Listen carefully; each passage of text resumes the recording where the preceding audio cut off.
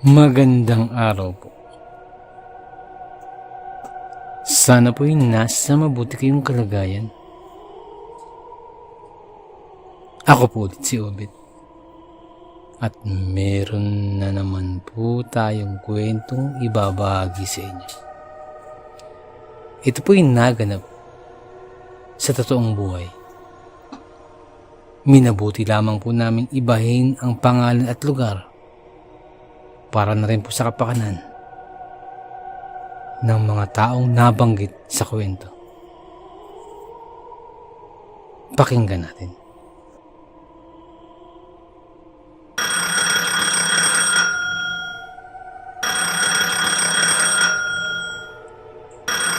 Nakatanggap ng tawag ang hepe ng isang istasyon ng bumbero sa isang lalawigan tungkol sa isang nagaganap na sunog sa isang bahay na nasa isang ilang na dako ng highway. Kaagad namang rumisponde ang mga tauhan nito. Sumunod na rin dito ang mga ambulansya dahil ayon sa caller ay may mga taong napinsala sa sunog at kinakailangang madala agad sa ospital. May kalayuan din ang bahay mula sa istasyon kung kaya't inabot ito ng halos kalahating oras bago nakarating ang dalawang truck ng bumbero kasama ang isang ambulansya sa may fire site. Ito lang ang pinakamalapit na istasyon ng bumbero doon. Mabilis at tiyak ang mga kilos ng mga bumbero na itinutok ang mga giant water hose sa nasusunog na bahay upang maapula ang sunog. Subalit, malaki na ang apoy. Kung kaya't nahirapan silang matupok ang sunog agad. Makapal na rin ang itim na usok na lumalagablab at lumalabas na yun bukas sa bahay. May pamilya pong nakulong dyan sa loob ng bahay. Baka naman po masasagap niyo pa sila. Pag-iimporma ng isang bigotilyong lalaking humpak ang muka at may burihat pa sa ulo. Nakakamisa dentro lang ito at padyamang may mga bahid pa ng uling at bakas ng usok na tila tinangkanan na itong pumasok sa loob ng nasusunog na bahay. Sino po ba kayo? Ungkat ng hepe. Kamag-ano ko po ang mga nakatira dyan eh. Tinawagan po kasi nila ako sa cellphone. At nakulong na raw po sila ng apoy habang nasa loob ng bahay. At hindi raw po nila alam kung paano hihingi ng saklolo. Pero hindi ho ako nakatira dyan. Doon ho ako nakatira sa may kabilang purok. Tinawagan lang nila ako. Ako po ang tumawag sa inyo kanina. Ako po. O ganun ba? Dahil sa isinadang lalaki, bagamat hindi pa ganong naapula ang apoy, ay napilitan na rin ang mga bumberong nakasuot ng fireproof vest. Napasukin ang nasusunog na bahay upang mailigtas na ang natrap ng mga miyembro ng pamilya sa loob.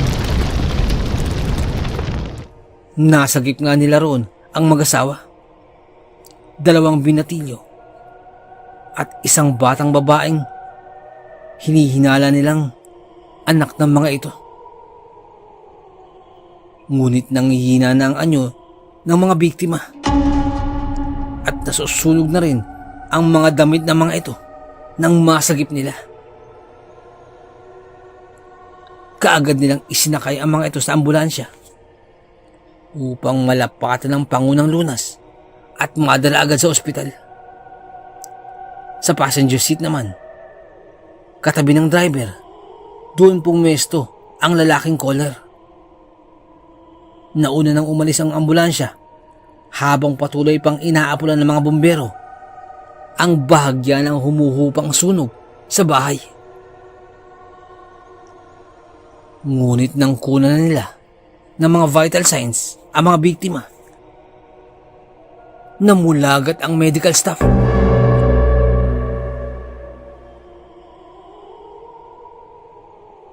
Nag-aagaw buhay na ang mga biktima. At habang daan nila,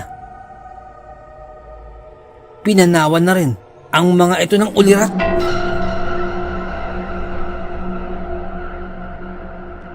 Natatarantang inasikaso ang mga ito ng medical staff ng ambulansya. Napailing-iling ang isa sa mga medik. Patay na yata itong isang to. Hindi na niya makapa ang pulso at tibok ng puso ng isa sa mga biktima. At hindi na rin ito humihinga. Kinabahan din bigla ang isa pa sa staff na kumukuha rin ng mga vital signs ng isa sa mga biktima. Mukhang wala na rin ang isang to. Mukhang patay na. Danny, pakibilisan mo ang pagmamaneho. Sigaw pa ng medic. Todo kaskas na nga ginagawa ko eh. Responde ng driver. Pamaya-maya, nagulat ang isa pang medic nang mapansin ng isang tarhetang nakatabi sa isang paa ng isa sa mga biktima.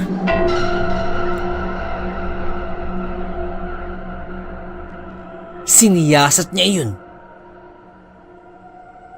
May serye ng numerong nakapaskil roon. Teka,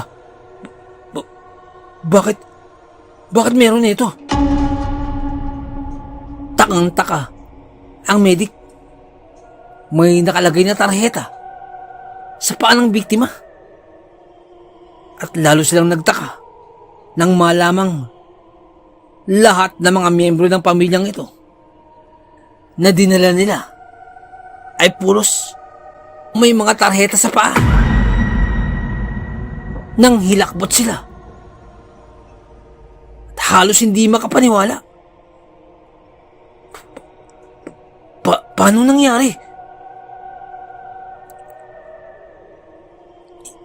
Ibig sabihin,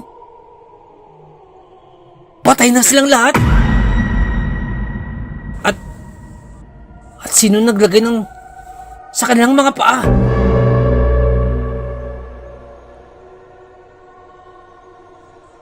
Agad nilang inusisa ang nagpakilalang kaanak ng mga ito na nasa passenger seat ng ambulansya. Manong, bakit po may mga tutag sa paa ang mga biktima? Ungkat ng isa sa medic. Dati na po bang bangkay ang mga ito? At sabay natutup na ito ang kanyang bibig. Bakit ba akong tatanungin ninyo? Kayong nagsakay sa mga yan eh. Ba't ako tatanungin nyo dyan? Malamlam ang anyo at nananatiling nakaharap sa windshield ang lalaking caller. Saka tinapunan nito ng tingin ang mga nakahilatang bangkay sa likod ng ambulansya. Pagdaka ay pumihit ito ng upo upang itaas ang isa netong paa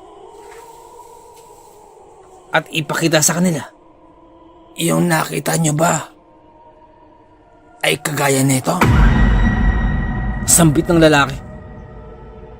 Nagsipagsigawan sa takot ang mga miyembro ng medic at nagkubaw sila at nataranta at hindi nila alam kung ano ang gagawin. Habang nagsisiksikan at nag-aakapan sa loob ng sasakyan, halos marinde at magdeliryo sila sa labis na takot. At lalo namang pinaspasan pa ng driver ang pagpapatakbo ng sasakyan.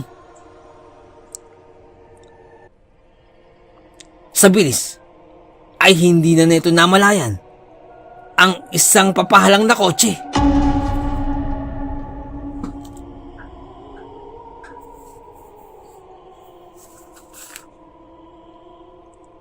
Tinangka naman itong iwasan ng driver. Ngunit dala ng pagkataranta ay lalo pa niyang naatapakan ang silinyador at hindi ang preno. Ngunit ganun pa man ay naiwasan pa rin ng ambulansya ang sasakyan at nagwa pang maipihit ng driver ang manubela upang maiwasan ang malaking sakuna. Ngunit sa labis na pagpihit ay umikot-ikot na ang ambulansya. Dumausdos na ang ambulansya. Duguan ng driver ng ambulansya. At halos walang malay ang mga medic staff nang huminto sa paggulong ang wasak na ambulansya.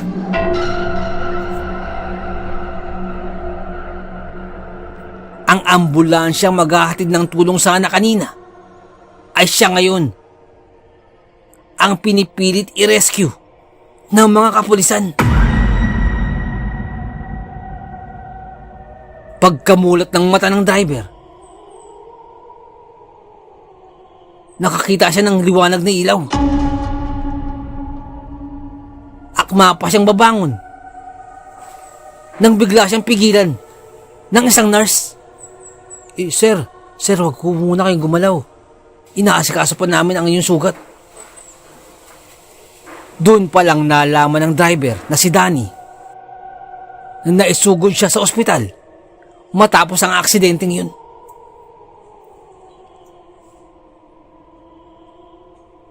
Pasalamat siya at nakaligtas siya sa tiyak na kapahamakan.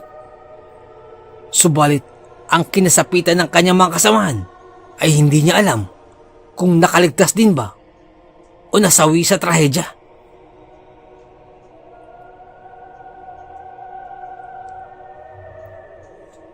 Nang maya-maya pa, kaagad niyang itinanong sa nurse kung nasaan ang kanyang mga kasamahan. Tinuro ng nurse ang isang tao na nasa stretcher at namukan agad ni Danny ang kasamahan. Maswerteng nakaligtas din ito. Kasama niya, ibinalita ng nurse na lahat ng sakay ng ambulansya ay nakaligtas. Isang milagro ang naganap nang lahat sila nakaligtas sa matinding sakuna. At habang nagpapahinga, biglang naalala ni Danny ang lalaking katabi niya sa passenger seat, na habang gumugulong ang ambulansya ay napansin niya ang lalaking yun na siyang humila sa kanya palabas ng ambulansya.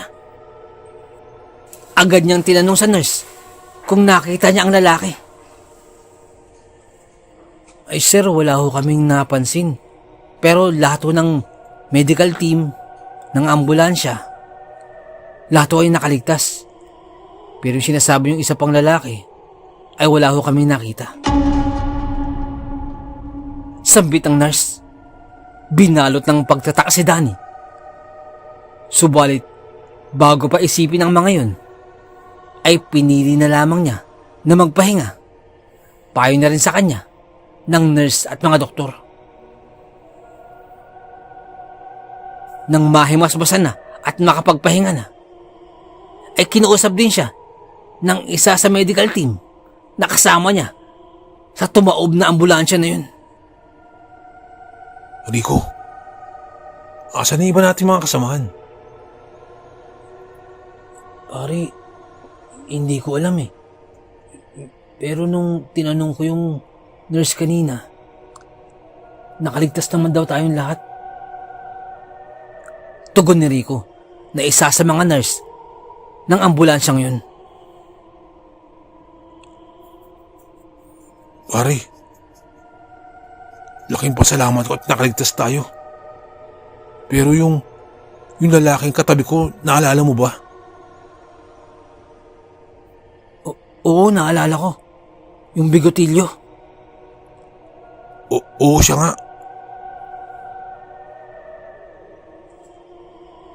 Nung habang gumugulong ang ambulansya, parang siyang humila sa akin palabas ng ambulansya. Kaya ako nakaligtas. Kinais kong malaman kung nasaan siya. Biglang nagbago ang itsura ni Rico ng mga tagpong yun at tila nagulat sa sinabi ni Danny. Totoo ba ang sabi mo, Danny?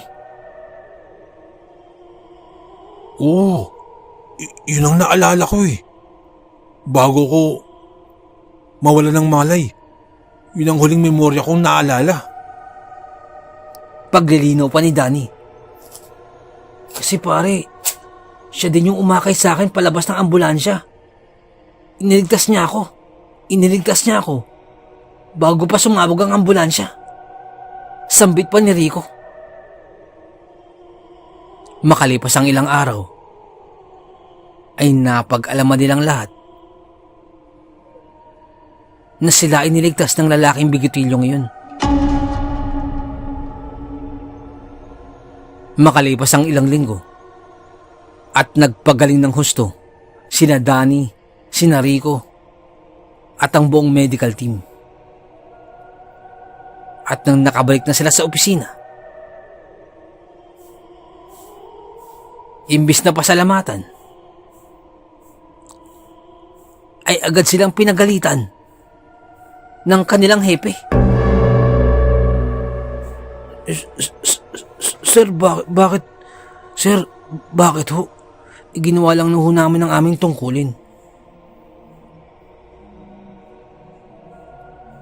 Ginawa niyo nga ang tungkulin niyo. Pero, nung araw na naaksidente kayo, ay walang naganap na sunog. Base sa record sa lugar na yun, walang ganyan nangyari. Maging mga kapulisan, maging barangay, walang natanggap na ganyang report. Pero yung naaksidente kayo, ay totoong nangyari yun. Paano po yung mga nakuha naming biktima? Alam niyo, Danny, pinipilit kong unawaan ang inyong sitwasyon pero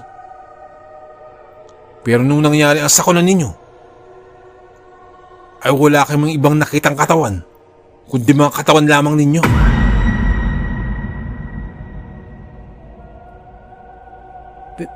Pero hepe, may sunog po talaga nangyari. Walang sunog na nangyari. Walang sunog na naganap. Abot-abot na pagtataka ang inabot ni na Danny nang malaman nilang walang sunog na naganap nung gabi na yun. Labi silang ipinagtaka kung sino ang tumawag sa kanila at kung sino ang sinuong nila at iniligtas sa ambulansya. Dahil doon ay nag-imbestiga sila at nagtanong-tanong at napag-alaman nila na tama ang kanilang hepe na nung gabi na yun ay wala talagang naganap na sunog. Pilit pa nilang binalikan ang lugar na yun at nibakas ng sunog sa lugar na yun ay wala silang natagpuan. Takang-taka ang medical team at maging si Danny nang balikan nila na nibakas ng lugar na yun ng bahay na nasunog ay wala silang natagpuan.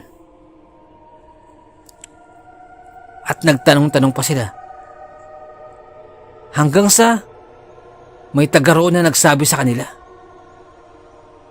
"Boss, ang tinatanong niyo ba yung nasunog na bahay dyan?" Oo pare, yun nga. Sambit ni Danny.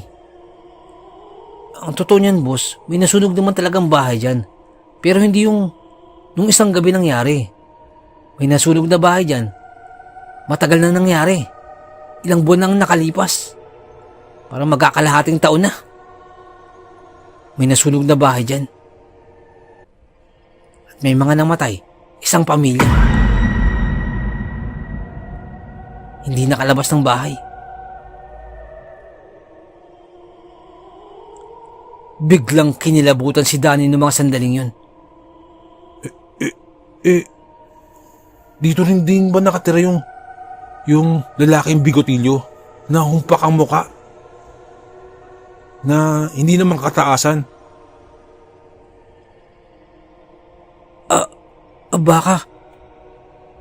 Baka isa sa mga kamag-anak nila na nakatira din dyan. Basta, isang pamilya ang natupok nun. At kalunos-lunos ang kanilang kinasapitan. Hindi sila nakalabas agad sa kanilang bahay nang nangyari ang sunog. Sambit pa ng isang taga ron.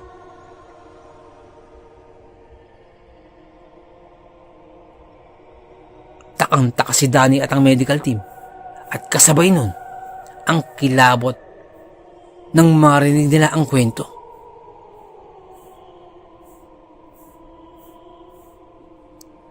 At saka binanggit ni Rico, Danny, hindi ba nung nilagay natin ang mga biktima sa ambulansya, nakita natin na may mga tarheta na sa paang mga ito? Ibig sabihin bang, nung nilagay natin sila sa ambulansya, ay mga bangkay na sila? Sambit pa ni Rico, habang nangangalisag ang mga balahibo nito. Nagkatinginan na lamang ang medical team at maging si Danny. Hindi lang yung Rico. Bago tayong malis, may nabanggit yung lalaking na nasa passenger seat. Ang sabi niya, sinadya daw ang sunog ng bahay. Sinadya daw ito.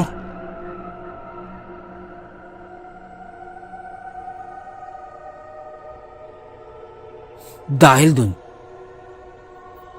ay pinilit nilang paimbestigahan sa pulis ang nangyaring sunog. At makalipas ang ilang buwan, napag-alaman ng pulis na ang sunog ay hindi isang aksidente. Ito ay sinadya.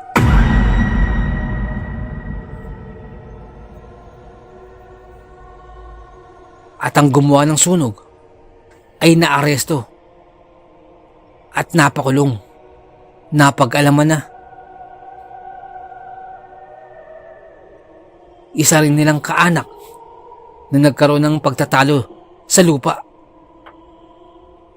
kung kaya't nauwi sa pagsunog ng bahay.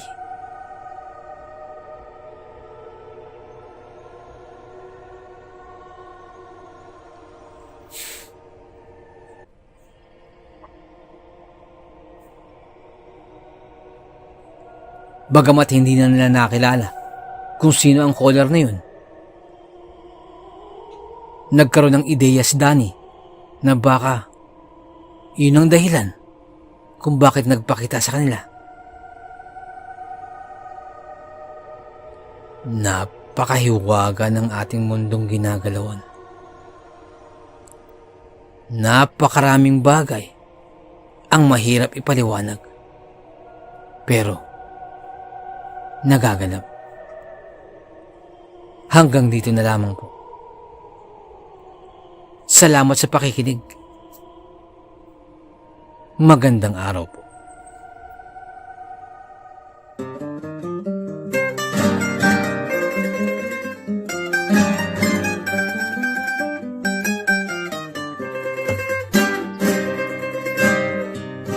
Nais ko lamang pong magpasalamat sa lahat po ng sumusuporta sa ating channel, sa lahat po ng ating mga subscribers, mga listeners, at mga silent listeners po natin. Maraming salamat po.